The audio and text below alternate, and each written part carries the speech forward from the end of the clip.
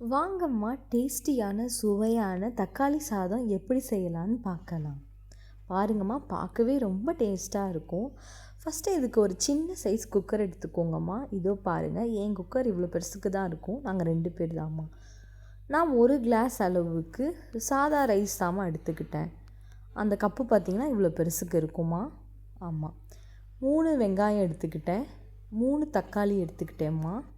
அது இல்லாமல் இந்த மாதிரி curd, ginger paste, 3 green chilli எடுத்துக்கிட்டேம்மா. இந்த ஸ்பைசஸ்லாம் எடுத்துக்கோங்கம்மா.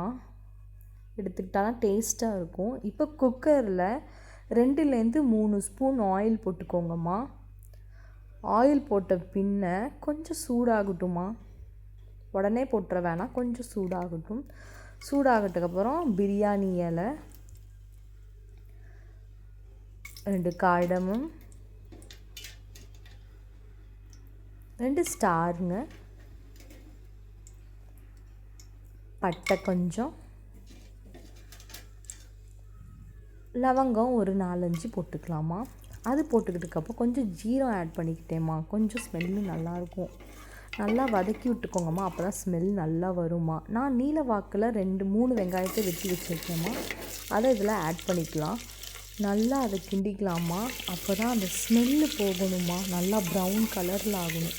கிண்டினதுக்கப்புறம் நான் ஒரு 2-2.5 சில்லி கட் பண்ணி வச்சுருக்கேம்மா. அதையும் ஆட் பண்ணிக்கலாம். ஆட் பண்ணக்கப்புறமா 1.5 ஸ்பூன் ஜிஞ்சர் பேஸ்ட் ஆட் பண்ணிக்கோங்கம்மா. நல்லா ஸ்மெல்லு போகிற வரைக்கும் நல்லா வதக்கிக்கோங்கம்மா. அப்போ தான் டேஸ்ட்டாக இருக்கும்.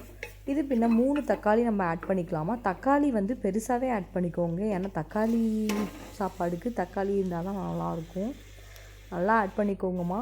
நல்லா மசிஞ்சணும். இது போட்டதுக்கப்புறம் உப்பு போட்டுக்கோங்க. உப்பு போட்டுருச்சுன்னா தக்காளி உடனே மசிஞ்சிருமா. நல்லா மசியட்டும். நல்லா இந்த மாதிரி பதத்துக்கு வந்துடணுமா. தக்காளி நல்லா பார்த்துக்கோங்க. தக்காளி போட்டதே தெரியாத அளவுக்கு ஆயிடணும். நான் 2லேருந்து 3 ஸ்பூன் கேர்டு எடுத்துக்கிட்டேம்மா. கேர்டு அதில் ஆட் பண்ணிக்கலாம். கேர்டு ஆட் பண்ணிக்கிட்டக்கப்புறமா நான் புதினாவும் மல்லியும் எடுத்திருந்தேன். கொஞ்சமாக ஒவ்வொரு கைப்பிடி மாதிரி எடுத்திருந்தேன். அதையும் ஆட் பண்ணிக்கோங்கம்மா. ஆட் பண்ணிவிட்டு நல்லா கிண்டிக்கோங்க. அதுவே நல்லா மசிஞ்சிரும். ஒரு நிமிஷத்தில் அது நல்லா மிக்ஸ் ஆகிடும்மா. நல்லா நான் இப்போ கிண்டுற மாதிரி மிக்ஸ் பண்ணி விடுங்க. பாருங்கம்மா, எவ்வளோ நல்லா அப்படியே மணக்குதுமா. ஆமாம். 1 டேபிள் ஸ்பூன் காரப்பொடி நான் போட்டிருக்கேம்மா. அது இல்லாமல் கரம் மசாலா ஒரு 1/2 டேபிள் ஸ்பூன் போட்டுக்கிட்டேம்மா. நல்லா வாசத்துக்கு அப்படி இருக்கும்மா. போட்டிங்கன்னா சாப்பிடவே ருசி அப்படி தரும்மா. இது பார்த்துக்கோங்க. இந்த அளவுக்கு நல்லா போட்டுக்கணும். போட்டுட்டு நல்லா கிண்டிக்கணும்.